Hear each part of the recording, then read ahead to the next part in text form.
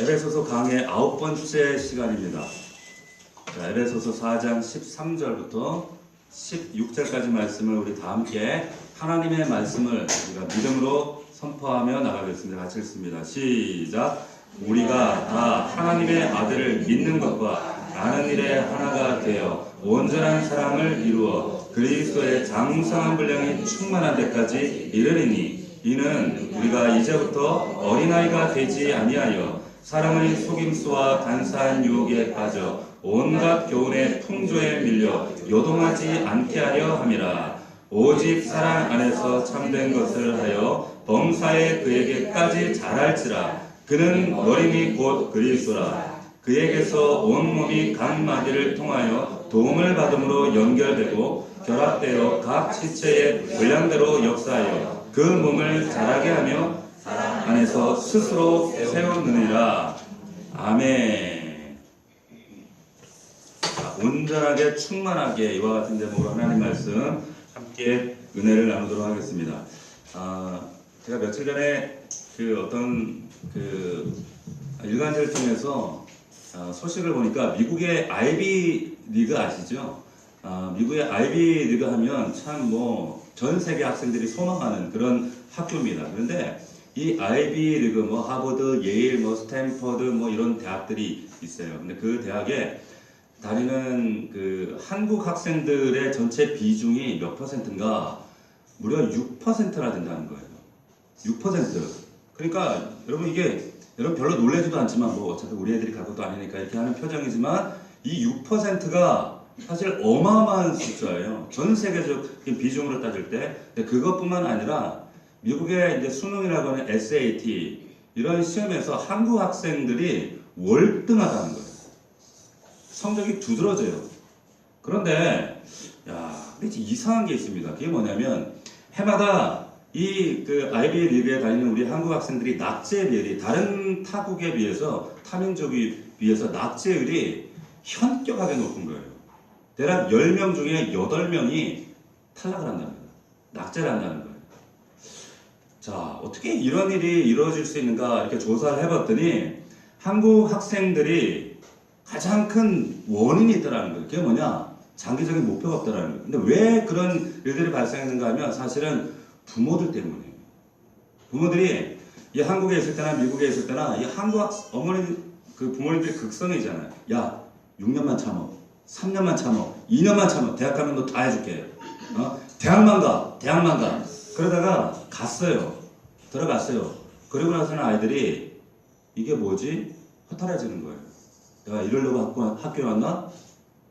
목표가 사라지고 나니까 아이들이 그때부터 이제 구체적인 생존의 고민의 문제에 빠지는 거예요. 내가 왜 이러려고 학교에 왔나? 결국에 이 아이들에게 우리가 정말 심어줘야 될 왜 이 땅에서 하나님께서 우리를 부르시고 섬기는 제자로 이 땅 가운데 살게 하시며 이런 말씀이 가르치고 있는 본질을 아이들에게 심어줘야 되는데 일단 들어가고 봐. 들어가. 그러다 보니까 아이들이 미국이나 한국이나 똑같아요.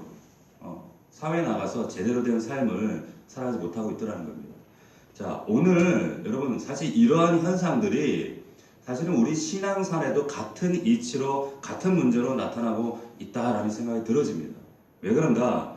보세요. 우리가 예수 믿어요. 구원 받았습니다. 선택받았어요. 하나님의 선택받은 하나님의 자녀가 되었어요. 자랑을만 해요. 그런데 아이비 리그 이 좋은 대학에 간 아이들은 그래도 애들이 열심히 공부해가지고 열심히 그래도 자기가 애쓴 노력이라도 했잖아요. 근데 우리는 그것도 아니에요. 전적으로 하나님의 은혜로 구원받아서 우리가 애쓰고 노력한 건 하나도 없어요. 오직 예수 그리스도의 그 은혜와 십자가 때문에 우리는 구원받은 거 그게 답니다. 근데 우리가 예수 믿고 난 이후에 교회에 발을 들이고 난 이후에 왜 이렇게 무기력하고 성장하지 못하고 세상 사람들과 구별되지 못하고 왜 이런 현상들이 나타나는가? 왜 그럴까요? 같은 맥락에서 볼 때 목표 의식이 없기 때문에 그래요. 목표가 없기 때문에. 이것이 우리 신앙생활을 무기력하게 만드는 가장 결정적인 요인이다라고 하는 거죠.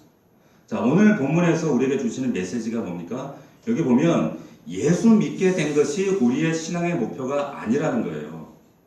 예수 믿는 게 목표가 아니라 예수를 믿게 된, 그래서 그 하나님의 은혜를 누리게 된 자들에게 우리가 반드시 가야 될 최종 목표가 있는데, 그 목표가 뭐냐? 15절 말씀입니다. 자, 15절 말씀을 보세요. 같이 읽어봅시다. 시작. 오직 사랑 안에서 참된 것을 하여 범사에 그에게까지 자랄지라. 그는 어린이 곧 그리스도라. 자, 예수 믿는 사람들에게 이전보다 우리가 확고하게 붙들어야 될 목표가 있다. 지금 이 말씀보다 성경이 명쾌하게 명확하게 설명해 주는 구절이 잘 없어요. 목표가 있어야 된다는 거예요. 여기에 뚜렷한 목표가 주어졌어. 바로 예수 그리스도를 닮은 제자의 삶을 살아내는 것. 이것이 영적 성장인데, 이것이 뚜렷한 목표여야 하는데 이게 없다는 거예요. 자, 13절을 다시 보세요. 13절을 보면 우리가 다 하나님의 아들을 믿는 것과 아는 일에 하나가 되어 온전한 사람을 이루어 그리스도의 장성한 분량에 충만한 데까지. 이게 목표입니다. 같은 맥락이에요. 자, 우리 넘치는 교회 성도들은 마치 아이비 리그 대학에 합격한 이후에 아이들 무기력증에 빠지고 목표의식을 잃어버리고 이렇게 아이들이 무너지는 그런 성도들이 아니라 우리에게 주어진 뚜렷한 목표가 있습니다. 이 목표, 영적인 신령한 목표를 가지고 성숙하고 자라갈 수 있는 저와 여러분들이 될 수 있기를 주의 이름으로 축복합니다. 여러분들 기억하셔야 돼요. 자, 13절을 자세히 보시면 목표와 이 과정을 이렇게 해석을 해요. 자, 믿는 것과 아는 것. 다시 한번 목표와 과정을 이렇게 설명합니다. 믿는 것과 아는 것이 하나가 되어야 된다는 거예요. 어느 것 하나도 빠져서는 안 돼요. 그럴 때 온전한 사람이 돼요. 자, 믿는 것 플러스 아는 것. 이게 구체적으로 뭐였어요? 우리가 지난 시간에 나누었어요. 자, 지난 시간을 기억해 보십시오. 이 에베소서 전체의 요약이 뭐라 그랬습니까? 4장 1절이라고 말씀드렸어요. 4장 1절 말씀. 이 말씀이 에베소서 전체 내용을 압축해 내온 한 절의 말씀이다. 4장 1절 말씀 보시면 그러므로 주 안에서 갇힌 내가 너희를 권하노니, 바울이 지금 갇혀서 간곡하게 얘기한 게 뭡니까? 너희가 부르심을 받은 일에 합당하게 행하여. 자, 부르심 그리고 합당하게 행하는 거예요. 부르심 플러스 합당하게 행하는 것. 자, 이것이 에베소서 전체의 요약이다. 에베소서 전체의 요약, 이 전체 구절을 보면 1장부터 3장까지는 부르심이에요. 이 부르심을 얘기하고 있는 거예요. 그리고 후반에 4장부터, 우리가 오늘 읽은 이 4장부터 6장까지는 이 부르심에 관해서 그럼 우리가 어떻게 삶 속에 이 부르심을 구현해낼 것인가, 실천할 것인가, 어떻게 하면 빛과 소금으로 살 것인가. 자, 이 말씀, 이것을 오늘 말씀에는 조금 더 나아가서 풀어서 이것이 부르심과 그게 합당한 삶을 믿는 것과 아는 것, 이렇게 표현하고 있다는 거예요. 자, 믿는 것 플러스 아는 것. 그럴 때 성숙, 온전한 사람이 이루어집니다. 예수님이 단순히 여러분들 천국 데려가려고 이 땅에 오신 게 아니에요. 그게 전부가 아니라는 거예요. 예수님의 최종 목표는 교회를 통하여 여러분들의 성숙입니다. 믿을 수 있기를 축복합니다. 이 그림을 잘 이해하셔야 돼요. 자, 그렇다면 왜 우리가 성숙한 사람이 되어야 돼요? 이것도 답이 다 나와. 14절 보세요. 14절 말씀 같이 읽어봅시다. 시작. 이는 우리가 이제부터 어린아이가 되지 아니하여. 여기까지만 봅시다. 이는 우리가 이제부터 어린아이가 되지 아니하여. 그럼 성숙이 뭐라고요? 어린아이의 일을 버리는 거예요. 왜 성숙해야 됩니까? 어린아이의 일을 버리려고 하는 거예요.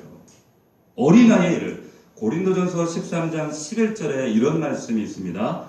내가 어렸을 때에는 말하는 것이 어린아이와 같고 깨닫는 것이 어린아이와 같고 생각하는 것이 어린아이와 같다가 장성한 사람이 되어서는 어린아이의 일을 버려놓으라. 성숙이 뭐예요? 어린아이의 일을 버리는 거예요. 자, 이게 성숙이라는 거예요. 자, 그럼 어린아이의 일을 버리는 것. 근데 어린아이의 일이 뭐예요? 우리가 가정에서나 우리가 신앙생활 안에서나 어린아이의 일이 뭘까요? 어린아이에게 나타나는 미숙한 특징들이 있죠. 어떤 특징들이 있습니까? 그 뿌리는요, 여러분 하나예요. 다 똑같습니다. 어린아이에게 나타나는 그 미숙함, 결정적인 미숙함의 그 뿌리, 가장 결정적인 게 뭘까요? 맞았어요. 나예요, 나. 자기 중심성이에요. 자기 중심성, 여기에서 벗어나지 못하는 거예요. 자기 중심적인 삶의 태도. 여러분, 우리 애들 다 우리 키울 때 보면 애들이 보면은 이 분간이 없어요. 막 놀다가 차가 달려가도 노는 거에 빠질 때 갑자기 확 차들로 뛰어나가요. 야, 이놈의 새끼야! 말도 소용없어요. 거기에 빠지면 다른 것들이 분간이 안 되고 보이지를 않아요. 아파트 우리 사시는 분들 한두 번쯤 그런 경험이 있잖아요. 애들이 쿵쾅쿵쾅 뛰어내리고 침대 뛰고 그러니까 아래층에서 올라가서 띵동 천인 좀 막 눌러가지고 애들 좀 단속하라고 애들 때문에 못 살겠다고 애들 불러다고 야 이놈 새끼야 밑에 층 올라왔다고 그러면 혼을 내고 그러잖아요. 근데 애들 막 노는 거에 빠지면 또 그 말해도 소용없어. 또 뛰고 던지고 깨뜨리고 난리가 나요. 왜 그래요? 어린아이는 자기 중심성에 빠지면 안 들려요. 누구만 해도 부모가 얘기해도 누가 얘기해도 안 들려요. 뭡니까? 자기 중심성의 특징이에요. 안 들린다는 거. 자, 시야가 좁아지고 자기만 모으는 거예요. 자기에만 몰두하는 거. 이게 어린아이 미숙함의 특징이라는 거죠. 제가 우리 영준이가 좀 크잖아요. 나올 때도 좀 컸어요. 우리 아내는 보시다시피 아담합니다. 23시간인가 7시간인가 하여튼 그렇게 몸을 이게 틀었어요. 근데 뭐 자연분만에 좋은 병원이다. 부산에 있는 뭐 기독병원에 가서 이제 그 분만실에 가서 막 트는데 애가 안 나오는 거예요. 애가 커가지고 안 나오는 거예요. 안 나오는데 그 몸을 틀다가 결국에 그렇게 진통을 하고 했는데 결국 이제 뭐야 그거 제왕절개로 나왔어요. 얼마나 막 제가 속이 상한지 마음이 막 속상한지 이러려면 진작에 배를 째지 이렇게 고생시켜야지 그런 생각만 드는데 얼마나 그 고생을 하니까 이빨도 나오고 막 몸도 망가지고 뼈도 막 갈라지고 그런데 이놈이 나와가지고 배고프니까 울어제끼는 거예요. 울어제껴요. 엄마가 그 몸이 그렇게 만신창이가 되고 뼈가 벌어지고 이빨이 다 빠질 정도로 이렇게 힘들었는데도 지가 배고프니까 젖줄 때까지 울어제끼는 거야. 젖 달라고 우는 거야. 상관없어요. 이게 뭡니까? 어린애가 그래요. 어린애가 자기 중심성에서 헤어나지 못해요. 젖줄 때까지 자기 욕구가 채워질 때까지 울음을 그치지 않는 모습. 옛날에 그런 노래가 있었습니다. 아주 유명한 명곡이죠. 어머니는 짜장면이 싫다고 하셨어. 근데 우리는 그게 진짜인 줄 알았어요. 엄마는 진짜 짜장면이 싫은 줄 알았어. 왜 그래요? 자기 어린아이 수준에서 벗어나지 못하는 거예요. 자, 오늘날 여러분 가정 안에 근본적인 문제가 뭐냐? 가정에 왜 이런 많은 문제들이 생길까요?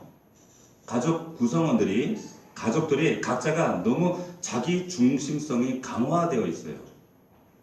그래서 각자, 요즘에 보면 다 각자 방, 아빠 방, 엄마 방, 아들 방, 딸 방, 각자 핸드폰. 요즘에는 여러분 밥상 교육이 없어졌어. 밥상 앉아서도 다 핸드폰 보고 앉아. 엄마 따로, 아빠 따로, 아들 따로, 딸 따로 식사해요. 여러분 식탁 교육이 너무 중요해요. 유대인 교육의 가장 중요한 것 중에 하나가 식탁이거든요. 식탁. 근데 이런 것들이 다 사라지고 왜 그럴까요? 개인화됐다는 거예요. 그래서 여러분 우리 자녀들에게 내가 부모니까 아이들에게 영육간에 공급해야지 물질적으로 뭐 좋은 거 사주고 좋은 옷을 사주고 공급해주고 여러분 이 풍족한 것이 아이들에게 그냥 무조건 좋은 건 아니에요. 독이 될 수가 있습니다. 아이들에게 여러분 미국의 크리스찬 청교도 기업가들은요 자녀들에게 돈을 물려주지 않아요. 다 그런 건 아니지만 정말 깨어있는 이 기독교인들은 그러질 않습니다. 아이들이 결핍을 모르니까 자기 만족, 자기 충족 조금만 결핍되면 이게 분노가 이게 조절이 안 되는 거야. 아이들이 폭발하는 거예요. 누가 그렇게 만들었습니까? 부모가 만들었죠. 여러분 아이들의 성숙을 방해하는 거예요. 결혼을 한번 생각해 봅시다. 여러분, 누가 결혼을 해요? 어떤 사람이 결혼하죠? 어른이 결혼합니다. 그런데 요즘에 이런 자기중심성, 자기 이기적인 모습을 여기서 벗어나지 못한 성인 아이들이 많아요. 성인 어른들이 많아요. 아이들이. 그러니까 이런 문제들이, 가정의 비극이 왜 발생하는가? 이유는 딱 하나예요. 딱 하나입니다. 절대로 결혼하면 안 되는 어린아이 같은, 엄마, 아버지 같은 이런 성인 아이들이 결혼하기 때문에 가정이 붕괴되는 겁니다. 가정 문제의 거의 대부분은 뭐예요? 청소년 문제, 가출 문제, 모든 문제, 그런 사실은 어른 문제입니다. 부부 문제예요. 부모 문제라고 하는 거죠. 나이는 많이 들었는데 이 미숙하기 짝이 없는 성인 아이들이 가정의 남편 되고 아내가 되고 부모가 되고 이러다 보니까 가정이 어려워지는 거예요. 어려워지는 거예요. 모든 애나 어린아이 것이 다 천동설로 쌓여요. 이 세상의 중심은 나야, 나. 근데 여러분 기억하셔야 돼요. 우리가 사사기 하면서 말씀 나눴습니다. 죄의 근본적인 죄의 본질은 사기쳤어, 거짓말했어, 이런 것이 죄가 아니라 바로 자기 중심성, 그것이 죄의 뿌리예요. 하나님 중심성에서 야, 나 이것도 먹고 내 중심성으로 이 땅의 권리를 내가 누릴 거야, 향유할 거야, 이거라는 거죠. 우리가 어린아이를 버릴 때 어른이 되셔야 돼요. 영적으로나 육적으로나. 자, 여기 우리가 자기 중심적인 어린아이에 머물지 않고 교회를 위해서, 가정을 위해서, 사회를 위해서도 마찬가지지만 성숙한 어른이 되는 게 중요하다는 겁니다. 근데 기억할 게 있는데 그게 뭐냐? 우리 교회 안에서도 몇 사람만 성숙한 사람이 있다라고 해서 교회가 성숙해지질 않아요. 왜 그런가? 오늘 13절 말씀을 여러분 다시 한번 가만히 보시기 바랍니다. 이 13절 말씀에 보면 아주 중요한 전제가 있어요. 뭐냐? 우리가 다 하나님의 아들을 믿는 것과 아는 일에 하나가 되어 온전한 사람을 이루어 되어 있는데 맨 앞에 보면은 전제가 있죠. 뭐라고 되어 있어요? 우리가 다, 권사님만, 장로님만, 목사님만이 아니라 우리가 다예요. 다. 무슨 말입니까? 몇 분에 의해서만 성숙한 교회가 될 수 없다는 거예요. 그래서 교회는 공동체성이 중요하다는 거예요. 우리가 다, 여기 보면 온전한 사람, 성숙한 사람이 되는 것은 개인의 문제가 아니라 교회의 문제라는 걸 말씀하고 있는 거예요. 한 사람도 예외가 없어요. 한 사람도 예외가 없다는 거예요. 자, 누구는 팔이고, 누구는 발가락이고, 누구는 손이고, 누구는 목이고, 누구는 허벅지고, 다 여러분 교회의 각 지체입니다. 지체인데 우리가 지난번 2장 말씀에도 나누었지만 이것이 성숙한 하나의 전인적인 교회의 영향력을 발휘하려면 한 몸이 균형 있게, 그래서 2장 22절 보니까 22절 말씀에 보면 함께 지어져 가야 된다는 거예요. 공동체성이에요. 자, 여러분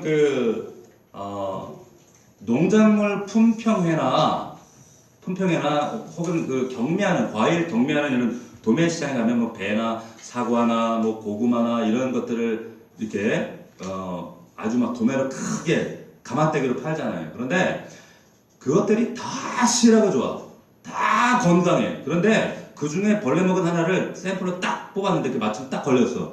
그럼 뭐예요? 전체가 1등급을 받아야 되는데 그 하나 때문에 1등급이 안 돼요. 이게 무슨 말입니까? 이게 오늘 말씀 바로 우리가 다라는 말이에요. 쉽게 얘기해서. 여러분 16절 말씀 보세요.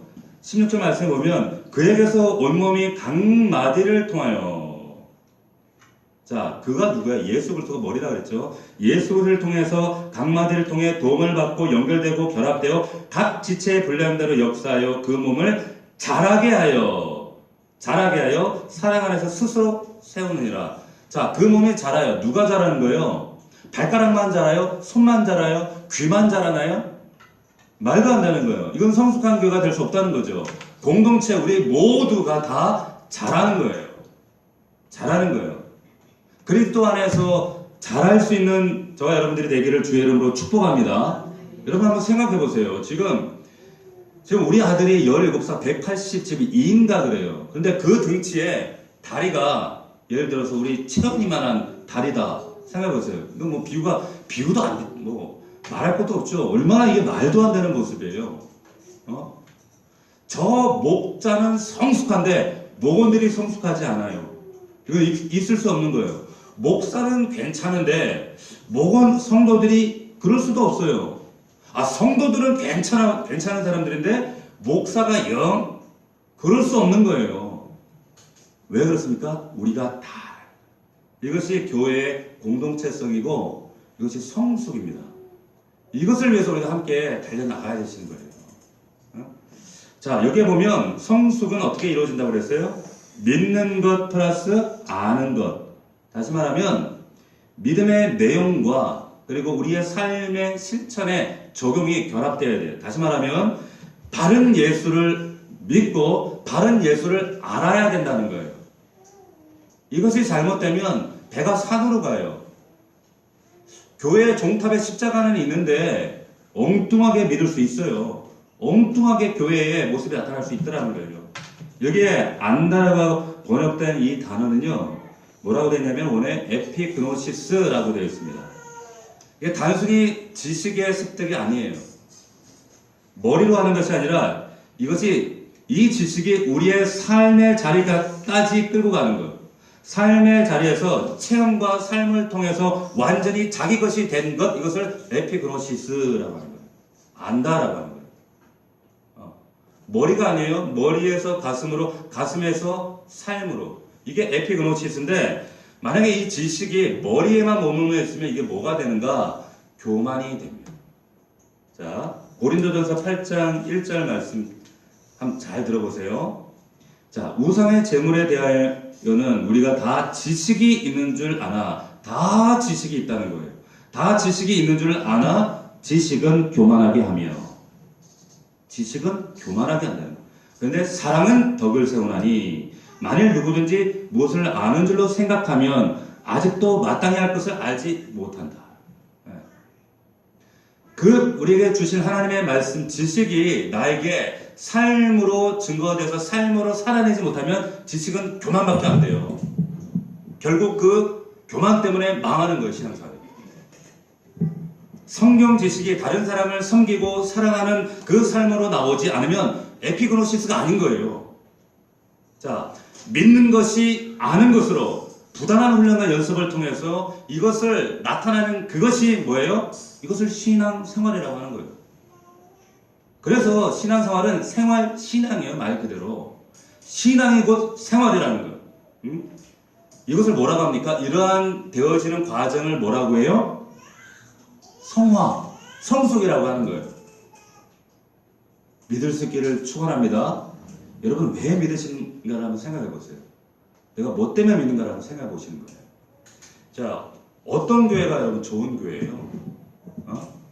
교회 건물이 크고 주차장이 넓고 시스템이 잘 돼 있고, 자, 그것이 아니라 그 교회 안에 성숙한 사람들이 얼마만큼 성숙한 연합을 이루고 있는가, 성숙한 사람과 미성숙한 사람들이 얼마나 균형 있게 그럼에도 불구하고 이것이 연합한 모습으로 나아가고 있는가, 그거 말하는 거예요. 이것이 우리가 다라고 하는 겁니다. 우리 넘치는 교회 모든 성도들이 정말 처음에는 우리 다 미숙하지요. 그럼에도 불구하고 어린아이의 일을 버리고 어른으로 영적으로 철들어갈 수 있는, 자라갈 수 있는 우리 모두가 되기를 주의 이름으로 축원합니다. 자, 그렇다면 좀 더 구체적으로 어떤 성도들이 어린아이의 일을 버리는 성숙한 성도인가? 자, 첫 번째 14절 말씀에 보니까 유혹에 흔들리지 않는 사람이에요.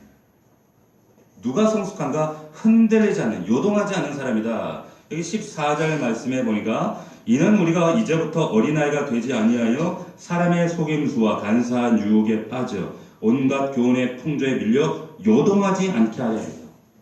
어린아이는 요동해요. 흔들립니다. 자, 쉬운 성경으로 이 말씀을 제가 다시 한번 읽어드릴게요. 파도에 밀려 떠다니는 배처럼 왔다 갔다 하거나 우리를 속이고 유혹하는 온갖 새로운 가르침에 넘어가서도 안 될 것입니다. 자, 말씀이 없는 거죠. 어린아이의 특징이라는 거예요. 어린아이의 특징 중에 하나가 뭡니까? 잘 속아 넘어가요. 잘 속아 넘어갑니다. 그래서 골로새서 2장 8절에 보니까 누가 철학과 헛된 속임수로 너희를 사로잡을까 주의하라는 거예요. 사로잡힐 수 있어요. 여러분 우리 교회 문만 나가면요 하나님의 교회 있어요. 얘네들이 자꾸 우리 교회 앞에 전도해가지고 고민이에요. 고민이에요. 그런데 여러분 이 사람들이 무식한 사람들이 아닙니다. 다들 똑똑하고 참 학식 있게 생겼어요. 그런데 미혹돼요. 어떻게 장길자라 가는 여자를 하나님으로 믿어요? 이게 미혹의 영이거든요. 이게 믿어져요. 우리가 상당히 여러분이 똑똑한 것 같지만 이 한 주먹밖에 되지 않는 이 머릿속이요 얼마나 단순한지 몰라요. 그냥 그런 거에 넘어간다는 거예요. 이 5G에 살고 있으면서도 그런 말이 고지 들려요. 왜 그렇습니까? 악한 영이 한번 싹 장난치면 그렇게 되어지더라는 거예요. 사도행전 20장 29절 말씀에 보면 이런 말씀이 있어요. 내가 떠난 후에 이 나라는 것은 바울이죠. 내가 떠난 후에 사나운 이리가 여러분에게 들어와서 그 양떼를 아끼지 아니하며 또한 여러분 중에서 제자들을 끌어 자기를 따르게 하고 어그러진 말을 하는 사람들이 일어날 줄 아노라. 에베소 교회에 하는 얘기거든요. 이 미혹의 영의 목표가 있어요. 그게 뭐냐면 제자들을 끌어내요. 일반 성도가 아니에요. 말씀 보니까 제자들을 끌어낸다는 거예요. 그뿐 아니라 여기 보니까 어그러진 말을 해요. 그래서 우리를 미혹해 하는 이 이단 무리의 공통점 딱 하나입니다. 뭐냐? 말로 무너뜨려요. 그래서 뭐 무료 성경 공부를 한다. 여기 뭐 좋은 성경 공부가 있다. 개인 성경 공부를 한다. 이런 거 여러분 목표는 하나입니다. 이탈시키는 거예요. 하나님과의 관계를 이탈하게 만드는 겁니다. 여기 말씀에 보면 예방지침이 나오는데 그게 뭐냐면 사도행전 20장 32절에 보니까 지금 내가 여러분을 주와 및 그 은혜의 말씀에 부탁하노니 그 말씀이 여러분을 능히 든든히 세운다는 거예요. 말씀이 든든히 세워요. 여러분 그래서 여러분 큐티 하셔야 돼. 큐티 해야 된다니까. 옆 사람에게 제발 큐티 좀 합시다. 시작. 여러분 큐티 하셔야 돼요. 성경 공부 하셔야 돼. 말씀을 인생 매뉴얼에 돼. 이걸 봐야지 여러분들이 이걸 무장을 하지. 뭘 알아야지 뭘 몇몇 장을 멸하지. 예? 여러분 말씀 보셔야 돼요. 여러분 두 번째 여러분 어떤 성도들이 어린아이의 일을 벌이는 성숙한 성도인가 15절에 보면 어린아이가 되지 않는 비가 이렇게 설명합니다. 이 15절에 오직 사랑 안에서 참된 것을 하여 범사에 그에까지 자라야 된다. 따라해 봅시다. 영적으로 자랄지라. 시작. 영적으로 자랄지라. 자라야 돼요. 여러분 오른쪽 다리면 그게 사람이에요. 괴물이지. 잘하셔야 된다는 거예요. 잘하는 게 특징이에요. 마태복음 4장 31절에 보면 예수님이 천국을 겨자씨로 비유하신 말씀이 있습니다. 겨자씨 여러분 보셨어요? 이스라엘 그 성지순례 갔다 오신 분이 저한테 겨자씨를 크리닉스에 싸가지고 저한테 보여주시더라고. 진짜 점같이 보여요. 이게 씨 맞아? 무슨 깨보다 더 작아요. 그 조만 씨 그냥 좀 바위덩어리 같은 덩어리 같은 큰 실체로 이렇게 비유하면 좋을 텐데 왜 그래 초라하고 보잘것없는 겨자씨의 하나님의 나라를 비유했을까? 왜 그랬을까요? 왜 그럴까요? 여러분 우리 가가가 아무리 보잘것없어도 괜찮다는 거예요. 우리 인격이 아무리 미성숙하고 연약하도 괜찮다는 거예요. 아무리 우리가 초라하고 보잘것없는 인생이었어도 괜찮아. 잘하기만 하면 괜찮아요. 잘하기만 하면 괜찮아요. 아멘입니까? 잘하기만 하면 어떻게 잘해요? 생명이 있으니까. 잘하기만 하면 나중에 겨자씨가 바위보다 더 큰 존재가 될 것이라는 가능성이 있기 때문이에요. 그것만 있으면 돼. 네? 여러분, 여러분의 남편이 어떠하든, 여러분의 아내가 어떠하든, 여러분의 자녀가 어떠하든, 그거 중요하지 않아요. 가능성. 우리 그거 보는 거예요. 믿음의 가능성. 그것 때문에 하나님이 우리를 참으시고 인내하시고 기다려주시는 거예요. 그러니까 참아주세요. 비록 옆에서 졸고 있어도 참아주세요. 참아주세요. 자, 여러분 15절 잘 보세요. 그런데 15절에 보니까 자라되 세 가지 전제가 있어. 뭐예요? 자, 몇 가지 전제가 있는데 첫 번째, 오직 15절에 보시면 오직 사랑 안에서, 그 다음에 참된 것을, 그 다음에 범사의 계획까지 잘해야 된다는 겁니다. 첫 번째로 우리가 기억해야 되는 거, 우리가 잘하되 사랑 안에서 잘하셔야 돼요. 사랑 안에서. 여러분, 여러분이 아무리 성장하고 영적으로 철들었고 교회를 오래 다녔고, 근데 여전히 내 안에 성도들을 바라볼 때, 우리 목원들을 바라볼 때, 우리 공동체를 바라볼 때 내 안에 마음이 냉랭해요. 냉랭하고 연약한 사람들에게 냉정하고, 그렇다면 그거 잘한 거 아니에요. 잘한 거 아닙니다. 성숙한 거 아니에요. 잘하면 내 안에 사랑이 나와요. 잘하면 생명이 사랑으로 나타나게 되어 있어요. 네.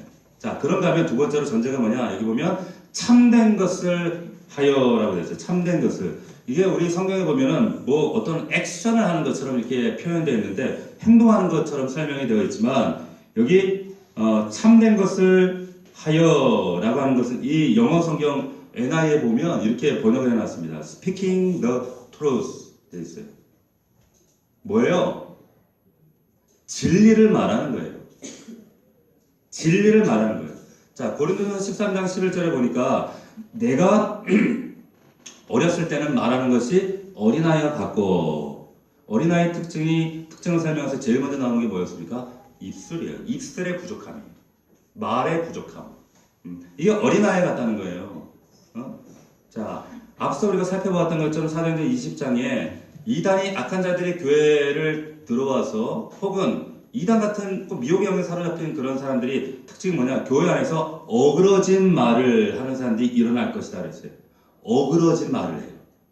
수근수근하고 비방하고 이런 어그러진 말들. 그러니까 어린아이의 특징은 진리를 선포하지 못해요. 진리를 말하지 않아요. 비방하고 수근수근만 하는 거예요.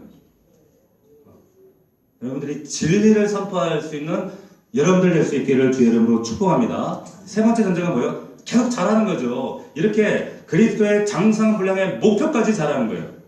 목표까지. 우리가 지금 이 자리에 있는 거 뭐 세상에서 으뜸되려고 하는 게 아닙니다. 목사가 된 거, 제가 이 세상에서 참 이름을 날리는 그런 목사가 으뜸되는 목사가 되려고 하는 거 아니에요.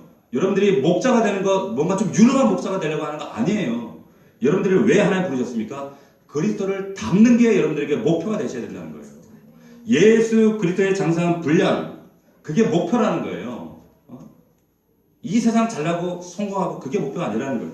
빌립보서 3장 12절 말씀입니다. 내가 이미 얻었다 함도 아니요 온전히 이루었다 함도 아니라 오직 내가 그리스도 예수께 잡힌 바 된 그것을 잡으려고 달려가노라. 예수 그리스도께 잡힌 바 된 그것, 이게 목표라는 거예요. 예수를 닮을 때 예수 그리스도가 내 인생에, 그분을 닮아가는 삶이 내 인생의 목표가 될 때 성숙한 어린이, 영육간에 어린아이의 일을 버리게 된다는 거예요. 어른이 되시는 겁니다. 제가 오래전에 알던 어떤 성도님이 계셨는데 이분이 참 어렵게 청소를 하시던 분이었어요. 아파트 이렇게 청소를 하시던 분인데 평생 그런 청소 꾸준히 일을 하시다가 이제 좀 제대로 된 일을 좀 했으면 좋겠다. 그래가지고 그 종잣돈을 어렵게 모은 돈을 모아 이렇게 모으고 대출을 받고 그래가지고 식당에 투자했다가 쫄딱 망하신 분이 있어요. 근데 이분이 이제 연세가 드셔가지고 이제 힘든 청소를 마감하고 이제 일을 해야지. 근데 그 잘하는 그것도 이제 그분이 교회 집사님이래. 집사님인데 이분이 자기가 하던 식당을 소개를 했더라는 거예요. 그래서 이 식당이 지금 하루에 매출액이 얼마고 한 달에 순수익이 얼마가 나고 집세가 얼마고 그러면서 이제 또 권리금이 이만큼 있는데 내가 이 정도 받을 테니까 너희들 주겠다. 너무 천연덕스럽게 이렇게 이야기를 하니까 너무 찰떡같이 믿고 그걸 받은 거예요. 받으셨는데 알고 봤더니 전부 거짓말이었어요. 전부 거짓말. 가게가 매달 적자가 나는 거예요. 매달 적자가 나가지고 목사님이 큰일 났다고. 적자가 나는데 이거 어떻게 될지 모르겠다고 너무 고민하셨어요. 근데 이분이 이제 나중에 미친 생각이 어디까지 미치게 되냐면 본전 생각이 나잖아요. 자기도 이렇게 당했으니까 나도 똑같이 팔아넘겨야지. 나도 팔아야지. 그래가지고 그 사람에게 똑같이 당했던 것처럼 이렇게 매출도 부풀리고 순이익도 부풀리고 이렇게 권리금 받고 받은 만큼 나도 받고 파는 수밖에 도리가 없다. 이렇게 결론을 내고 그렇게 하려고 그랬어. 근데 이분이 딱 걸리는 거예요. 왜? 자기 예수 믿는 사람이잖아요. 전에 팔던 사람도 집사는 그 사람 죽는 사람 아니었지. 그 사람은. 정말 예수가 있으면 그럴 수 없어요. 이 안에 하나님이 계시고 어떻게 그럴 수가 있겠어요. 그래서 이분이 그래도 나는 예수 믿는 사람인데 어떻게 그렇게 하겠는가. 손해보고 그냥 이거를 문을 닫아버렸어요. 그러면서 막 울더라고. 그 얘기를 하시면서. 제가 너무 마음이 참 안 좋았습니다. 근데 나중에 이분이 그런 얘기를 하시는 거예요. 우연히 이마트를 갔다가 이 자기에게 이거 팔았던 이 집사를 딱 마주쳐준 거예요. 어떻게 했어요, 여러분들 마음이? 근데 이분은 다 그렇게 믿음에 성숙한 분이기 때문에 저는 그분은 아무렇지도 않게 이렇게 인사를 했대. 방금 인사했는데 그분이 놀래가지고 확 도망가더라는 거예요. 인사도 안 하고. 그때 이분이 어떤 생각이 들었냐면, 야, 뭐가 성공이고 뭐가 실패냐. 다 이렇지만 다 실패해서 다 내 지금 수중에 아무것도 없어도 이렇게 웃으면서 인사 건넬 수 있고 밤에 2다리 쭉 뻗고 나는 잘 수 있는데 돈 몇 조가리 때문에 저 돈 몇 푼 때문에 사람 사기치고 뒤통수 주고 밤에 잠 못 자고 저게 성공인가? 그건 아니지. 그랬다는 거. 그런 생각이 들더라는 거예요. 이게 어른이에요. 이게 어른입니다. 이게 성숙이에요. 주님 때문에, 주님 심정 때문에, 마음 때문에 세상 사람처럼 안 사는 거예요. 자, 여러분, 우리가 날마다 먹습니다. 날마다 일합니다. 날마다 안식하고 잠에 취해서 우리 잠잡니다. 왜 그렇게 합니까? 살려고, 생존하려고 그래요. 근데 생존만 하나요? 우리가 생존만 하는 게 목표예요. 세상에 여러분 두 종류의 사람이 있어요. 생존을 위해 사는 사람이 있고 한 사람은 세상에 기여하는 사람이 있어요. 근데 무엇이 생존만 하는 인생이고 어떤 사람은 기여하는 인생인가 차이가 뭔지 아십니까? 가장 큰 결정적인 차이가 뭔지 아세요? 성숙입니다. 자기 중심성에서 벗어나 성숙이 가능하게 되는 거예요. 성숙한 사람은요, 먹고 마시고 입는 것 이상의 것을 붙들고 고민하고 씨름하고 아파해요. 가치를 고민하고 의미를 고민합니다. 여전히 어린아이처럼 자기 중심성에서 뭘 먹을까, 뭘 마실까, 뭘 입을까 이런 것 때문에 염려하고 고민하지 않습니다. 예수님이 그러지 말라고 그랬잖아요. 마태복음 6장 33절에 야, 먹고 마시고 입는 거 그것 가지고 염려하는 거 그거 다 이방인들이 하는 거야. 예수님 말씀하셨어요. 그리고 뭐라고 말씀하셨습니까? 너희 하늘 아버지께서 이 모든 것이 너희에게 있어야 할 줄을 알아. 그러니까 너는 어떻게 해야 돼? 너는 먼저 그의 나라와 의를 구해야 돼. 이렇게 말씀하시는 거예요. 여러분, 예수 안 믿는 사람도 먹고 마시고 입고 잡니다. 여러분, 다른 것이 있어야 한다는 것을 몰라요. 하나님의 나라와 의를 구할 줄 알아야 한다는 거예요.